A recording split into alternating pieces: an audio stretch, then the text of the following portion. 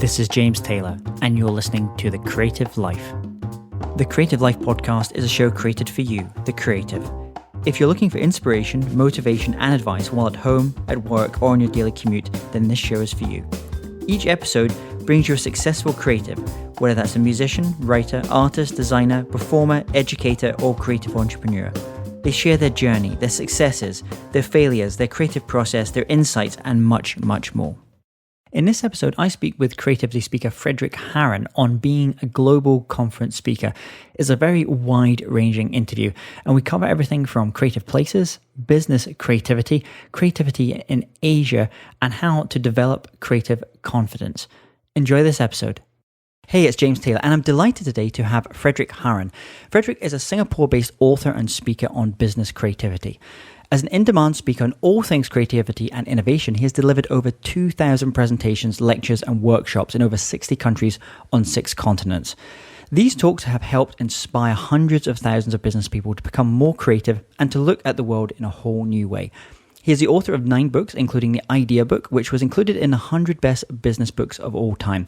Fredrik is also the founder of Ideas Island, an island in Sweden where creative people can stay for free to work on their ideas. It's my great pleasure to have Fredrik on the show today. Welcome to the show, Fredrik. Thank you very much. Happy to be there. So share with our listeners what's going on in your world just now. Oh, okay. Well, right now I'm on my island, and I will be here for about 2 months. Just yesterday we passed the 1 month mark. So every summer I spend 2 months on an island, and I don't leave the island except to buy food. That's the only reason. So I'm here with my family, and we're hibernating right now on a small, tiny little island outside Stockholm. It's about 2,000 square meters. And I have another friend, a musician friend that lives in Sweden, and he said this is a really big thing to go in the summertime, to go to a cabin or go out into kind of nature in the summer and really kind of enjoy the summers in Sweden. Well, yes, but as you said, I live in Singapore now, so I get to avoid the miserable part of the year in Sweden. I just go and I enjoy the nice part of it, the 2 to 3 nice summer months. But it's actually part of a plan for me. I mean, it is true that Swedes, we like to go away and just go to be by ourselves. Kind of a Swedish trait in a way to do that. And to be on your own island is maybe the extreme version of that, because there are no neighbors. There's nobody. You're not going to bump into anyone. You're isolated.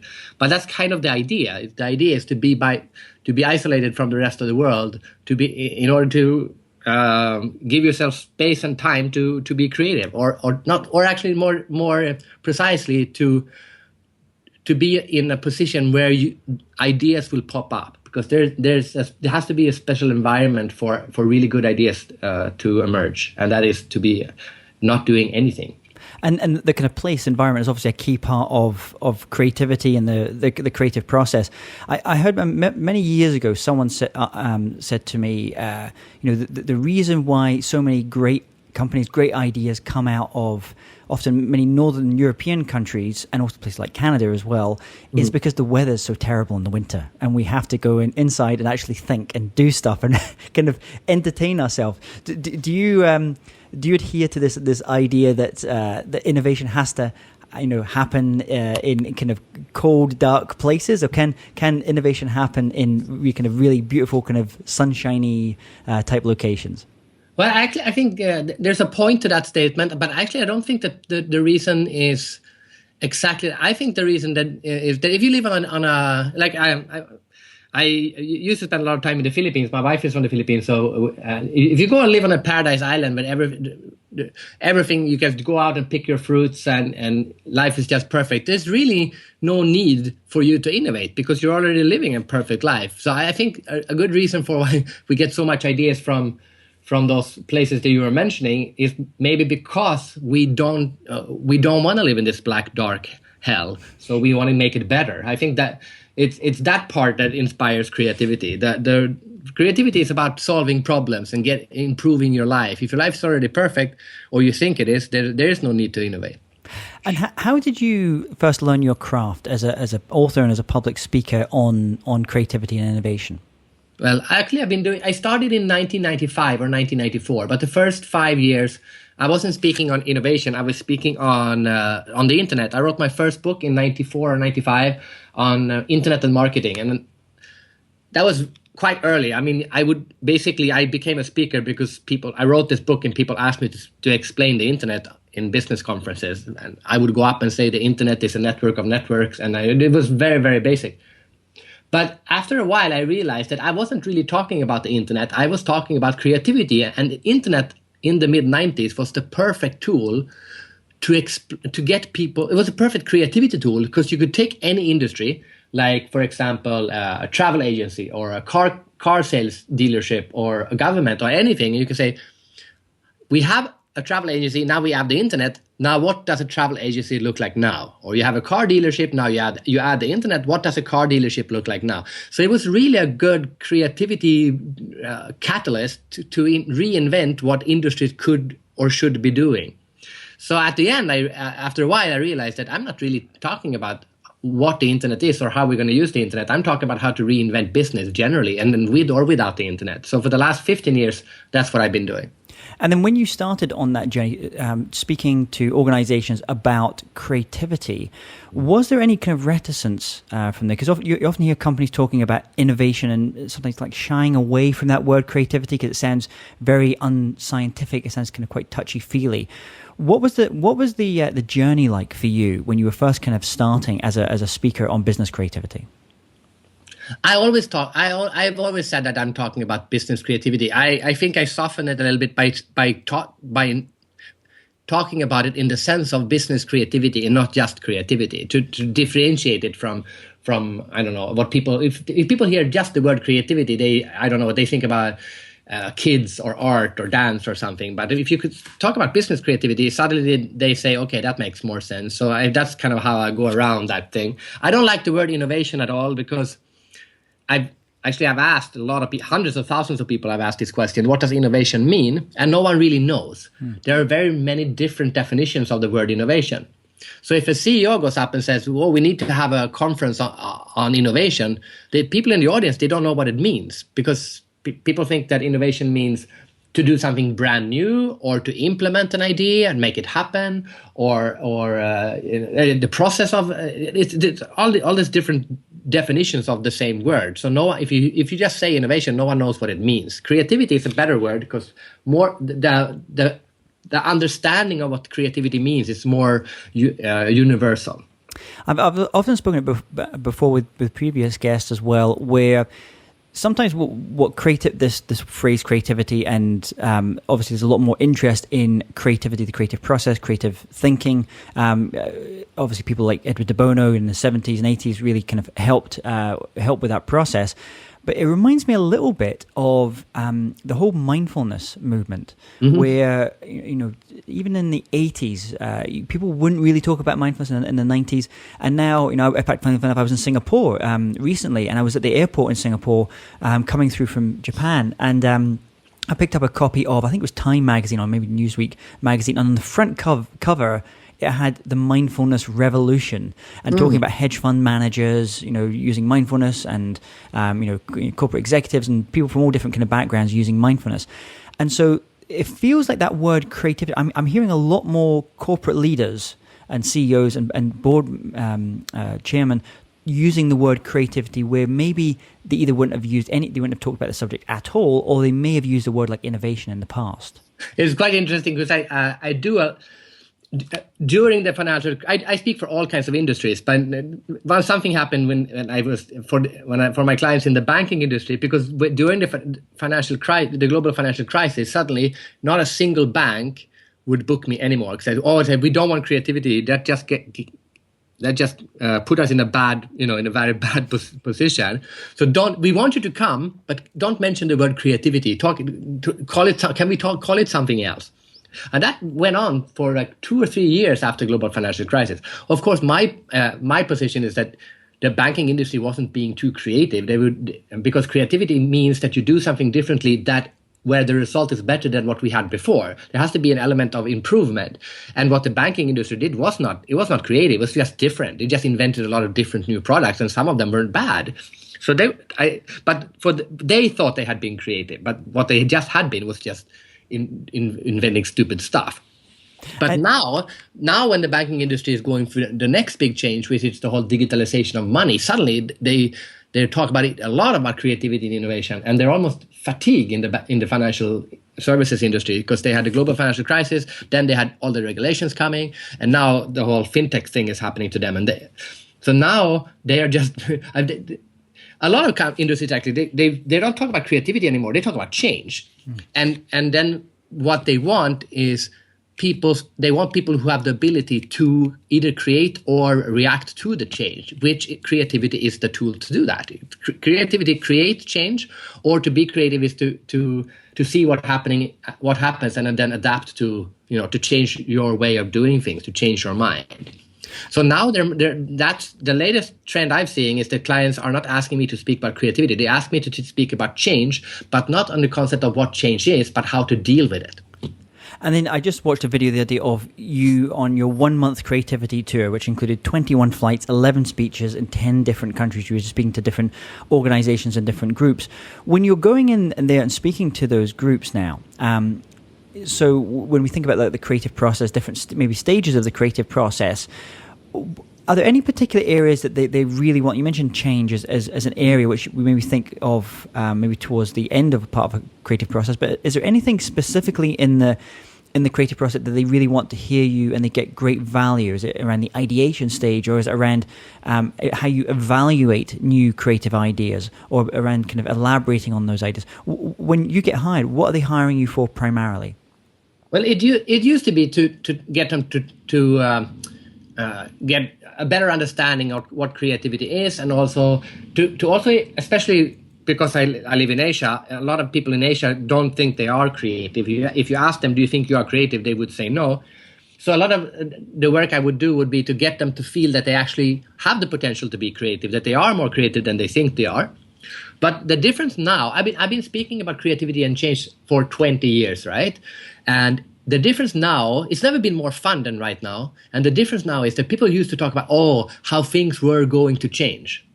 It's like I'm watching Game of Thrones and, the winter is coming, that's saying. But the difference now is that winter is here. That's the change. The change is happening now. And the companies realize that we need to get our people to change now. It's not something that might happen in the future. We're being disrupted right now. And it's all over the place, all industries. That's the biggest difference, I would say, the last couple of years compared to how it's been, all the way back to the mid-1990s. That is the big difference. So you speak all over the world, but you're actually based in Singapore the majority of the time. Have you noticed cultural differences between how creativity is thought of and implemented compared to Asian businesses as opposed to maybe Northern European or American companies? Okay, so first of all, I don't think you should differentiate so much between Asian companies and Western companies. I think we should differentiate between people living in Asia and people living in the West, because it doesn't matter if you're a Chinese person working for Ericsson, it's a Western company, but you're a Chinese person. So the big difference is that people in Asia generally look at themselves. If asked the question, do you think you are creative? They tend to not say yes as much as people in the West. So in Europe, it will be between 60 and 80% who say that they think they are creative. A little bit more in the south of Europe, a little bit lower in the north of Europe. And in America, it will shoot up to like 90-95% who say that they think they are creative. In Asia, apart from India and China, which is actually quite high, the rest of Asia is very, very low. And countries like Japan, Korea, and Singapore, it's less than 20% who will raise their hand and say that they think they are creative. Now, that doesn't mean that Asian people are less creative. It just means they are not going to express that they think they are. They might actually think that they are, but they are not going to say it out loud, because Asia has this culture of being humble. So they might hold back on raising their hands. Actually, I moved to Asia 10 years ago, and I moved to Asia specifically to teach Western creativity to Asian people, because the Chinese leader at the time had this big push for innovation in China. But when I came to Asia, I realized that it's not that Asian people are not creative, it's that they have a different kind of creativity. And I wanted to understand what is how is that creativity different? So I actually wrote a book about it that's called The Developing World, and it's about the advantages of living in the developing world when it comes to being creative, and how people in developing countries are actually better positioned to be creative than people in the developed world, in this new global world that we are living in. So when you're now doing a lot of the speaking in across Asia, what are some of the most kind of common questions that you hear when you speak to groups or when you're doing workshops?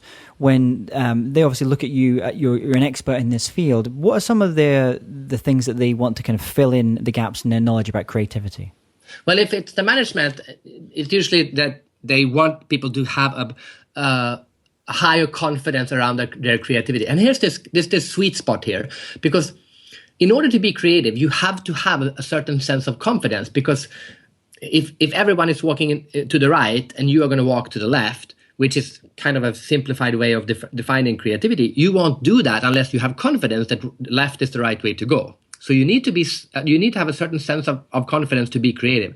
But you cannot have too much confidence, because if you are absolutely convinced that you are doing the right thing, you are not going to look for alternative directions. So a really creative person is not going to say, everyone walks to the right, I'm going to walk to the left. A creative person says, everyone walks to the right, I wonder which way I should be walking. Should I walk left or straight or back or jump or down or up? So in order to be creative, you need to be confident and doubting at the same time. Same time. So Westerners need to be more humble and more doubtful and not so confident about their creativity, and Asian people need to be a little bit more confident. So that's what they asked me to do. They say, build up some more confidence in our staff, because we know they're creative, but they don't think so. So therefore, we're not seeing the full potential of their creativity. Now, creativity, I define an idea as the definition. My definition is to take two previously known things and combine them. Right? So you take different things that you see. You take a phone and a mobile phone. You take a camera and a mobile phone. You combine it. You have a camera and a mobile phone. Okay? Every idea is based on combining existing things. Now in Asia, they have a lot of knowledge. They're really, really good at educating their kids, and also as adults, they learn, they study, and therefore they kind of think that, oh, we have knowledge, but in the West they have creativity.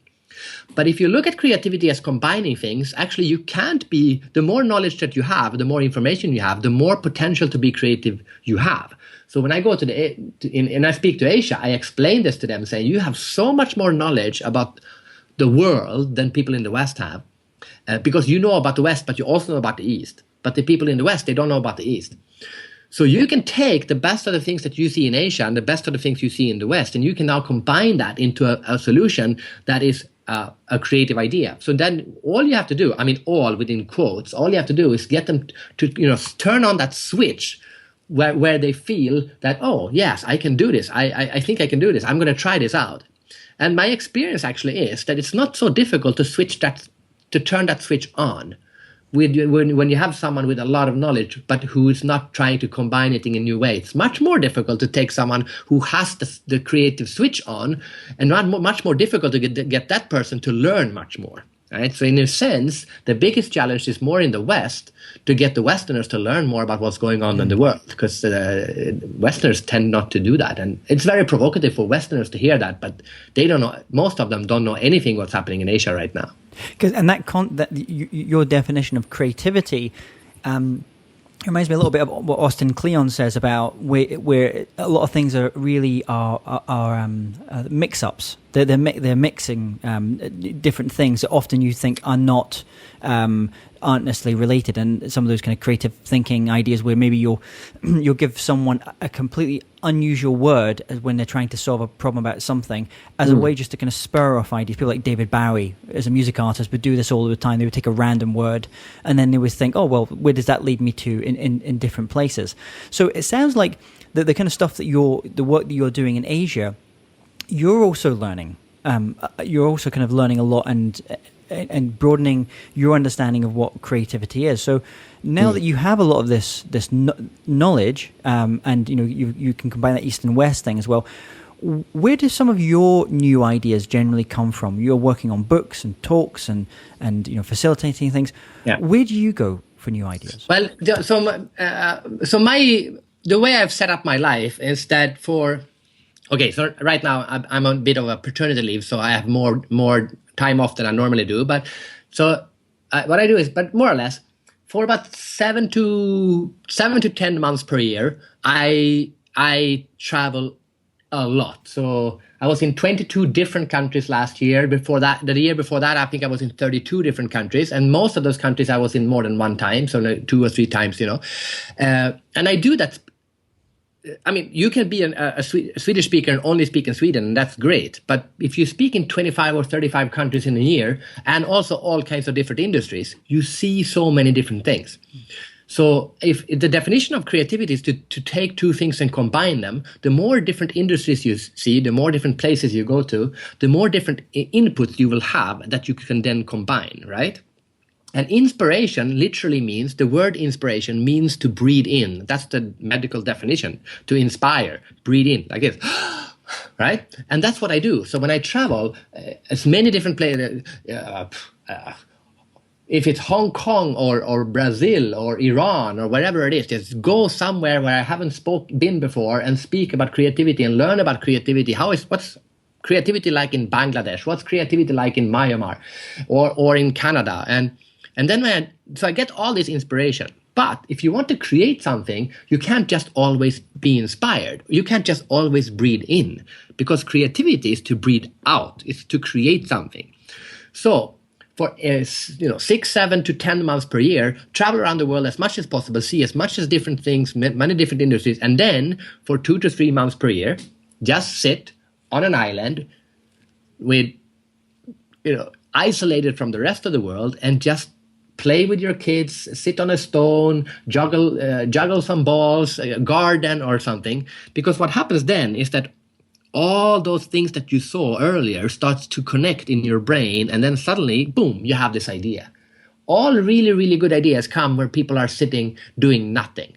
And most people don't take the time to just go and sit and do nothing. That's why Richard Branson goes to his Virgin Islands. That's why Bill Gates had his thinking weeks. That's why you study any really creative person, and they have those periods of time where they just go and do nothing. Right? That's where true creativity strikes. Absolutely, and I would resonate with that, and completely. Of the many just very, very creative people I've worked with, they are very good at taking time away. And also, I suppose, in the kind of creative process, you would kind of call this the incubation stage to some point, where writers do this all the time. They'll be working on preparing some idea for a book that they're working on, and then they'll basically put it away put the ideas away in a drawer for a couple of weeks or a couple of months, and go and do something completely different. But actually, what's going on in the subconscious is the brain's actually still working. It's still finding all those connections, but it's not doing it in a very kind of conscious way. So I think what you were saying, I mean, that's a really smart way to kind of schedule out your year as well. When you're going into speaking those, let's say, those new countries for the first time, how do you initially kind of get into a new territory for the first time when no one knows who you are? And I know we have a number of public speakers that listen to this show as well, and they're probably listening just now like, I would love to speak in 30 plus countries. So when you look to enter a new country for the first time, what way do you normally go about it? Well, first of all, I've spoken in 60 plus countries actually. So but I try to be between 20, 30 different countries every year. That's to just get that sense of, because the second reason I do it is because if you speak for all industries and all parts of the world, you suddenly get a feeling of, you get a pulse of what's happening in the world right now. What's the world talking about? And so that's the second reason I do it. Now, I don't have I have a very specific strategy. Most speakers would say, I'm a speaker on leadership, or I'm a speaker on gender equality, or I'm a speaker on teamwork or something. But I don't define myself on what I speak on. I define myself as the global conference speaker. So I'm the guy, if you have a conference where you have people from 20 or 50 or 80 different countries, and you want a global conference for whatever company. The last speech I did was a couple of weeks ago in Madrid, for a law firm, Piper. So they have 30, 40 different countries. They have people from, I think, 35 countries. Then they pick me because I know they know I can make a Japanese laugh and I can make an American laugh. So I have stories that work regardless of where the people come from. And so that is the reason that I get booked around the world, because they know I can speak to people different. I don't change my speech depending on which country I go to, because my speech is made to work for an audience where people literally come from all over the world in the same audience. So therefore, if you speak for global audiences, there will be someone there. Like I did a speech recently in London, and I got an email yesterday saying, I heard you speak in London. There were people from 50 countries in that conference. Said, have you ever spoken in the Caribbean? I would like to invite you to come and speak in the Caribbean. I said, okay, fine. I would love to go there. I've never been there. So now looks like I will add the Caribbean to and there will be a bunch of different countries in the same speaking tour.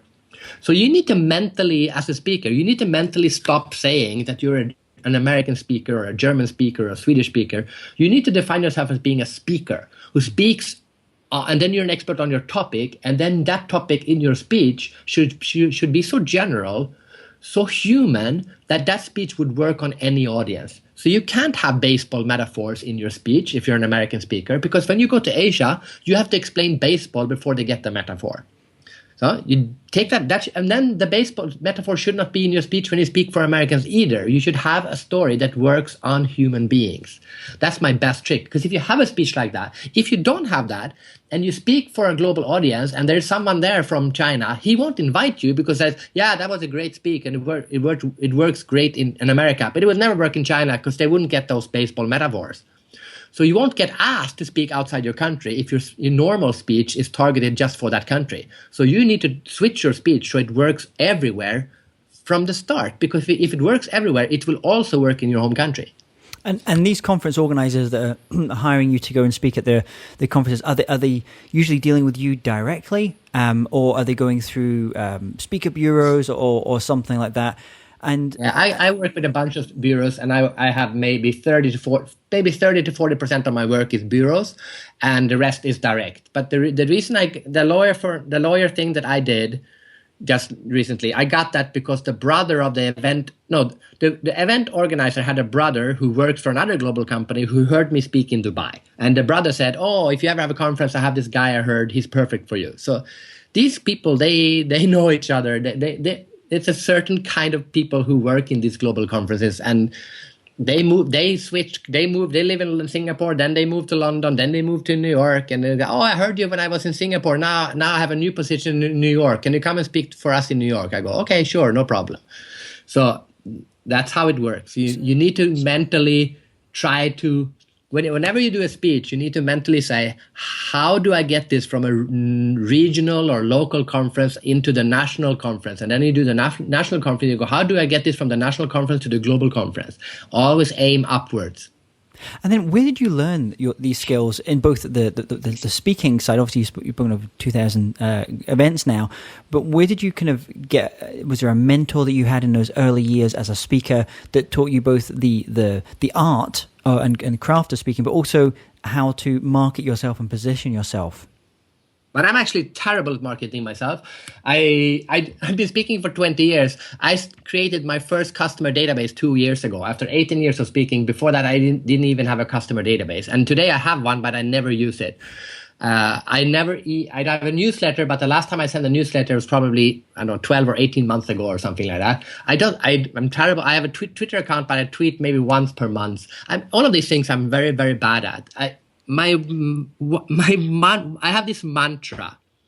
If you do a speech that is so good that two people come up afterwards and say, that was amazing, can you come to us and speak at our conference? You will double the number of speeches that you do every year, which means you can go from one speech per year, and 8 years later, you're going to do 126 speeches in a year. All you have to do is have two people come up afterwards. And the two conferences that I just mentioned to you, the one for the lawyers and the one I did in London, which are the two last speeches I did before I went on my hibernation period. At both of those conferences, I have gotten 2 requests from people who were there already, just after the conference, sending an email. Oh, that was amazing. Can you come to the Caribbean? Oh, we have a conference in London for 800 people. Can you speak at our conference? Oh, can we? So if you do that, if you focus on, a speaker should only focus on being a great speaker. because the best marketing we can do is when we are on the stage, right? Yeah. And it's so easy if you just need 2 people in that audience to come up afterwards and book you, and you double your speeches. So if you have some time left over as a speaker, you should think about, how can I become better as a speaker? Because if 2 people don't come up, you don't need more marketing. You need to improve your speaking skills. It reminds me, actually, many years ago, I used to manage many platinum selling and Grammy Award winning artists. And one of the gentlemen I managed was a guitarist called Tommy Emmanuel, who's a big star in Australia. And then when he decided that Australia, he got as big as you could possibly get in Australia. He was doing, Sydney Opera House multiple nights, and he decided to come and be based in Europe, in the UK. And at this point, no one knew who he was, and so this was it's difficult even getting a 100 capacity venue to book him, because no one had any idea who he was.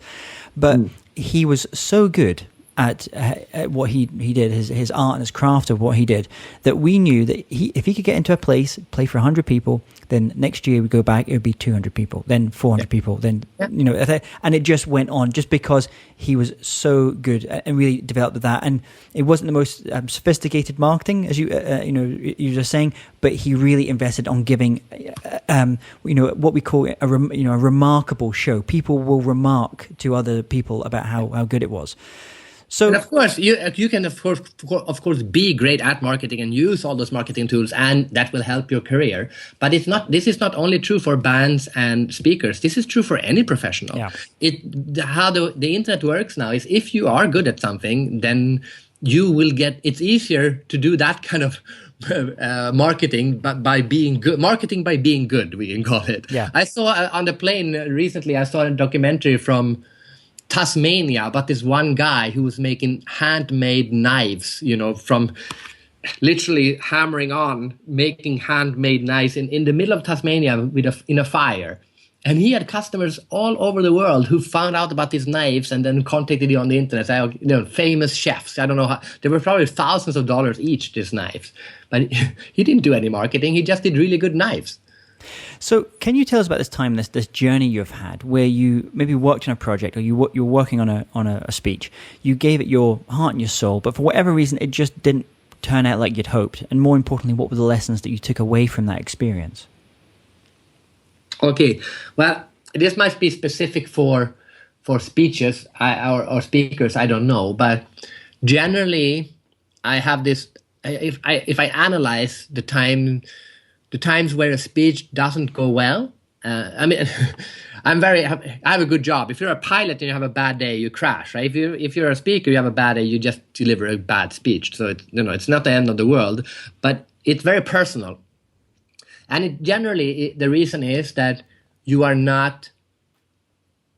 You're just going through the motions. You're not there in the moment. So the trick I have learned to do this is, I spend a lot of my speech will very much be affected about how the audience reacts, and I will interact a lot with the audience, because that's a way to make every speech unique for that situation. People say to me, how can you do the same speech over and over again? Aren't you tired of it?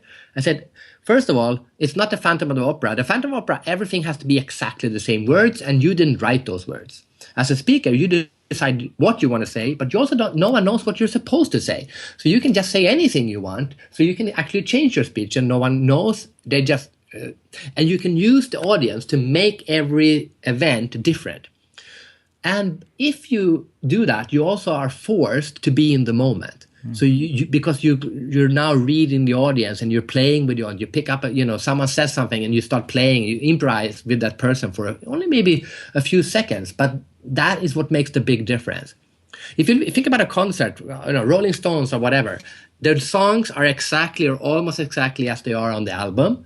But what people remember is when Mick Jagger goes down on stage and picks up a woman and dances with her for 30 seconds. That's what people remember. You can't do that all the time. That would be a terrible concert. But those are the things that make, that's when there's nerve in the concert.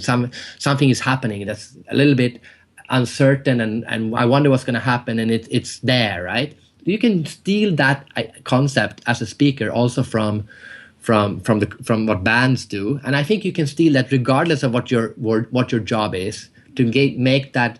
How do I make this feel unique for this moment? Regardless. of what your creative endeavor is. Absolutely. I mean, I was talking with Ricky Gervais the other day, the comedian, and he just the night before he just done a very small show to a very small audience in order to try out new material.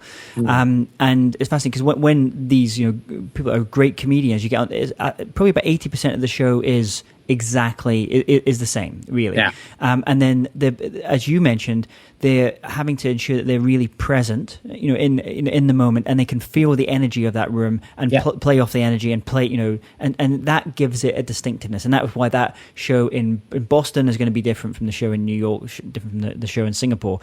So tell us about this, in this creative journey you've had. Tell us about any insights or light bulb moments in your life where you've said, okay, maybe this is the direction I need to be moving in, or some new distinction that you identified and a change you had to make as part of that? Well, I always have a few topics of, I wouldn't call them books anymore. I'm not so sure I will publish another book because the book industry is kind of dead. But for me, books have always been a way of kind of doing deeper research into a topic. So if I wrote the idea book, it was because I wanted to understand the creative process. When I wrote The Developing World, it's because I wanted to understand creativity in developing countries. When I wrote One World, One Company, it was because I wanted to understand the concept of what does it mean to have a global mindset, right? So it's kind of to dig deeper and learn a lot about a subject. Then you can turn that into a speech, which is just a very short sliver of knowledge that you've dug deep to learn, right? So that also means I have a bunch of different topics that I'm kind of studying at the moment. And one of those topics I'm studying right now is I call seminal moments. Basically, there's one. It is that one moment that changed everything. And I want to know: is there any pattern into seminal moments that we can learn from? And for me, my big seminal moment was when I was very successful speaker in Sweden. I was the top, I don't know, top 10. I don't know if you can talk about top 10, but I was very established. Everyone knew who I was. I was very successful and I had a great life. And then suddenly I had this idea that I'm going to drop everything and move to China, where I didn't know anything about China. I didn't speak any Chinese. I didn't know if there was a market for creativity speakers in China. I didn't speak the language. They didn't speak very good English. But I just dropped everything I had and went from being an extremely successful and established speaker to move to China and be literally a nobody and had to start all over again with my speaking career. And I did that for 2 years. And then I redid it again by moving from China to Singapore. And I didn't know a single person in Singapore. And I had to restart my career again from scratch. And I highly recommend doing that, to start over from scratch, because everyone says, you have this thing that people ask people, if you could relive your life again, what would you do? What would you do differently? And I could actually do that. If I would have restarted my speaking career, how would I do it differently? And what would I not do again? And what would I do? So that was really, really important for me. It also changed me a lot, because you get complacent when you don't have to try so hard to get work. But when you start over and you have to, no one's calling you, no one books you, and you have to say, okay, how do I get people to know about me? I got very energized starting over again. That reminds me a little bit of the physicist Richard Feynman, who almost made it a thing of changing every 10 years and going and learning a new part of science. So he was often criticized for that, and you often see people who in industries. I was speaking to a cyber hacker the other day. She now lectures on cyber hacking at Tel Aviv University, and she said what she tends to do is after 10 years of learning something very deep, cryptography or whatever the area is, she said, I need to change, I need to move, because it's the linkages between these areas that's more interesting to me than actual just going deep on that particular area itself. That's where the juice and the new ideas, and kind of pulling back to your thing right at the start there, where you're talking about this kind of remix about two things which you might not even think are necessarily related, and something new kind of comes from that. I think that's right. And I also but for me, I didn't want to start a new career, because I think the speaking profession is the best in the world. You work 1 hour, you get paid a lot, you travel a lot, you have a lot of free time, and you learn a lot. I mean, I have this saying, after the American president, the president of America is that, most prestigious jobs you can have, or one of the most prestigious. But what do people do after they have that job? Well, they go on the speaker circuit. So I said, okay, I'll just go straight to the speaker circuit. It's a really, really good job to have. So I didn't want to go and do something else, but I said, but I had the same mentality that you talk about. I said, okay, but let's restart from the beginning as a speaker and do it one more time. It's like you go up on a ski slope. You don't have to go down a different ski slope, but you should at least go down the same ski slope and do it differently than you did the first time. What's the best advice that you've ever received about being a public speaker?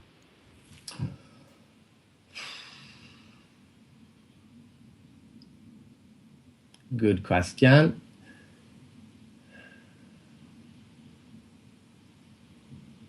I do this is probably not the best advice that I've ever gotten. I can't think of it right now.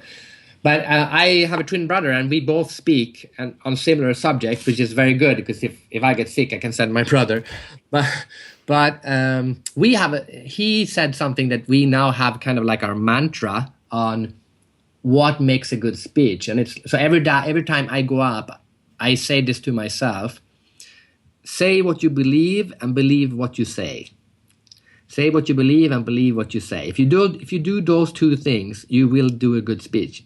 If you do a bad speech, it's because one of those two things didn't happen. And that means don't go up and say what you think they want to hear or what's trending, and therefore I need to speak about this. You speak from your heart and say, this is the message that I believe the world needs to hear. Because even if the audience is not agreeing with you, even if they're disagreeing with you, they will respect you anyway because they know they can feel that you believe this. They will not respect you if they feel like you're trying to say something to get them to agree with you, but you're not really saying what you believe because you know they're not believing. You're trying to tweak the message to get them to like you. No, that's what people don't like. And then if you do say what you believe, then you need to say it in a way that so that people actually do believe that this is what you believe. And they do that, so they can hear that you actually believe this, right? So say what you believe and believe what you say. So it's about having an authenticity to what you're doing as well. The common denominator between both of those two is authentic. And if you ask me, the number one defining thing in a speaker, or actually the defining theme in any successful person, is authenticity. To be authentic, I don't care if you're a painter or a policeman or a politician or anything. I will always go for the authentic one. Now, I mentioned at the top of the show, you have this thing called Ideas Island. What is that? Because it sounds very, very intriguing. Yeah. So it started, I bought my first island in 1999. Actually, we're doing the interview. I'm sitting on that island now. And it totally changed the way like I described earlier, why I think it's so important to sit isolated. And an island is really the perfect place to be. It has to be an island where you're all by yourself. You can't be someone else on it. Then, so I lived there for 2 months per year, but then I bought another island in the Philippines, and I was there for about 2 months per year also. But then I realized the one in Sweden, no one wants to be on it when I'm in the winter in Sweden because it sucks in Sweden. But in the Philippines, the island was empty for 10 months per year. So I said, it's a shame. Someone should be on it. And everyone said, well, you should rent it out. Rent it out. I said, I don't want to rent it out because I don't want to make money on this paradise of mine. It feels wrong. So that's when I started lending it out to people. The website is ideasisland.com, and people could go and say, if you also want to get away from everything and sit for a week and don't do anything and just work on your product, or think about what your product should be, you can go to this island in the Philippines and you can do that for a week, and you just have to give some money to a charity, but I will not charge you anything. And we did that for a couple of years, and just when we were supposed to launch it, the typhoon hit. Yolanda, the largest typhoon to ever hit land in the Philippines, and it just literally blew the house off the island. The only thing left was a toilet. So I said, that's what I said. So, and then I said, okay, I can rebuild this island, but after a while I realized that that's not what I want to do. So now I bought a third island, which is in Stockholm, where we don't have typhoons. So now that's where the current Ideas Island is, in Stockholm. And it's open to about 12 weeks per summer, and people can go there and just work on it. Right now, there's a photographer, a wedding photographer, who's there to figure out, what she's going to do with her photographic career. all kinds of creative people have gone there. And the reason I do it is just for the hell of it, just because I think it's fun. I don't make money on it. Actually, I lose money every year. Okay, I have to pay the taxes and renovate the place and everything. So I invest some money into it every year, and I just do it because of it's a fun way to give back. Because I'm the creativity guy, so why not? That's beautiful, and we'll definitely put a link to that as well, because I'm sure a lot of our listeners will be very, very interested in that. Do you have any online resources or tools or apps like Evernote that you love to use?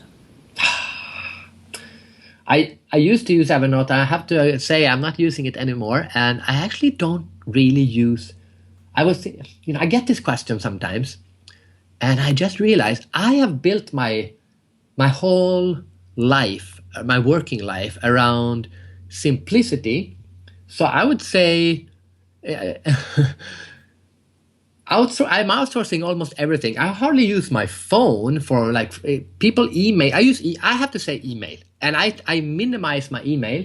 I have a rule. I can never have more than 50 mails in my inbox, and I can check right now. I have 18 emails in my inbox and 0 unread emails, and I keep it there. So I don't subscribe to a lot of newsletters. I try to minimize the input that I get, the distractions that I get, because like I told you, when I travel, I get so much input around that travel. And then when I'm not traveling, I want to be distraction-free and stress-free is two of my most important, values in life. Simplified things. But of course, that if I use apps that I use, the most common apps that I use probably Google Maps to find where I'm going when I'm traveling, and then Google to find out which terminal the planes are, whatever those things. But when I write my books, I take my notes in my mail program to not have to open different programs. And when I do actually write my books, I'm sad to say I'm writing in Word. Very, very few tools that I use, actually. I've simplified my life to the max. And what about things like notepads? Are you the kind of person always is traveling with a notebook and pen for ideas? Well, my book, the idea book, is a book and a combined book and notebook, right? It's 150 pages about how to develop your creativity, and it's 150 empty pages where you write down your idea. So of course I'm using my own idea book. I thought you were talking about digital tools, and I don't. That's a funny thing. The book market died. People are not buying books anymore. People say people are buying ebooks, but they're not. Most people stopped reading books, and they're on Facebook and Twitter and play games or whatever when they have some time left over. But every single thing that used to be on paper, money, calendars, photographs, whatever, is now digital, right? But people still tend to scribble down ideas on paper. Even hackers do that for some reason. So actually, I'm still selling quite a lot of idea books, actually.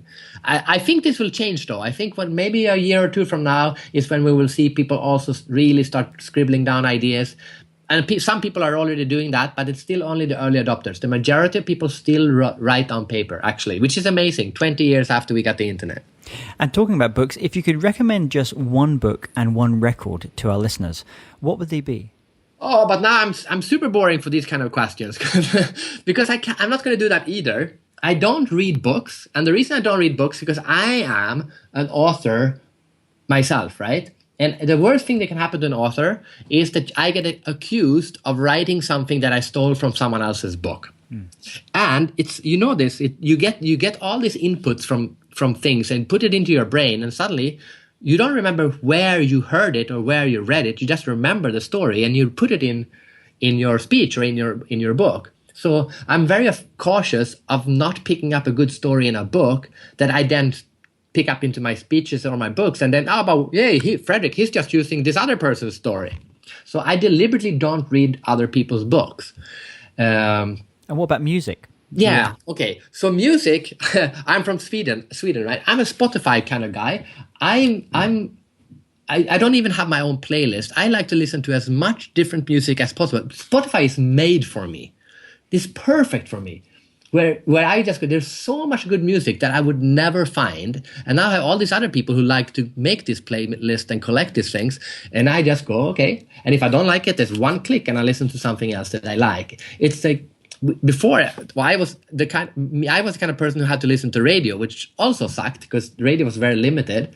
But now you have the best of records and the best of radio combined.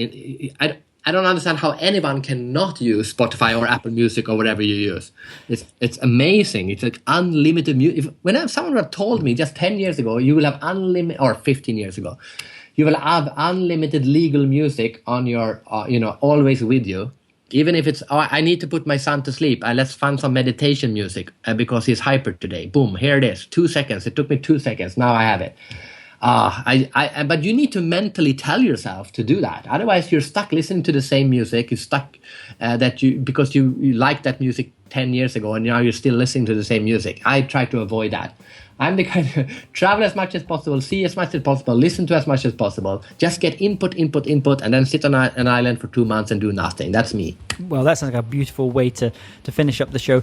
Fredrik, thank you so much for being a guest on the show today. What's the best way that listeners can connect with you and find out more about your books and your other projects? Well, I guess the easiest to remember is the web. I have a few different websites, but the easiest to remember is interesting.org. My company is called The Interesting Organization, so just www.interesting.org. But that's just a placeholder, and you see my name, you click on it, and then you get to go to my other sites. Well, wonderful. I wish you all the best in your future speaking career. I look forward to hearing you speak live as well at some point soon. Enjoy the rest of your summer, Fredrik. All right, thank you. Hey, James Taylor here again. And if you're interested in living a more creative life, then I'd love to invite you to join me as I share some of the most successful strategies and techniques that high-performing creatives use. I put them all together in a free downloadable ebook that you can get by going to jamestaylor.me. That's jamestaylor.me to get your free downloadable ebook on creativity.